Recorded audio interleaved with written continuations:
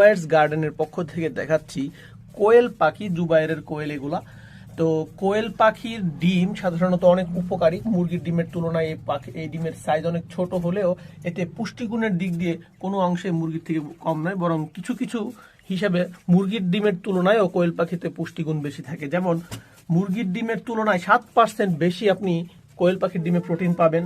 তাছাড়াও আয়রন যদি হিসাব করেন 3 গুণ বেশি আয়রন পাওয়া যায় কোয়েল পাখির ডিমে। তাছাড়াও ভিটামিন V12 এবং ভিটামিন B2 এর পরিমাণ কোয়েল পাখির ডিমে বেশি রয়েছে মুরগির ডিমের তুলনায়। অ্যান্টিঅক্সিডেন্ট এগুলা চোখের সমস্যা যদি থাকে তাহলে তার জন্য ভালো। এছাড়াও কোয়েলের ডিমে অ্যালার্জি কমাতে পারে বলেও গবেষণায় প্রমাণিত হয়েছে।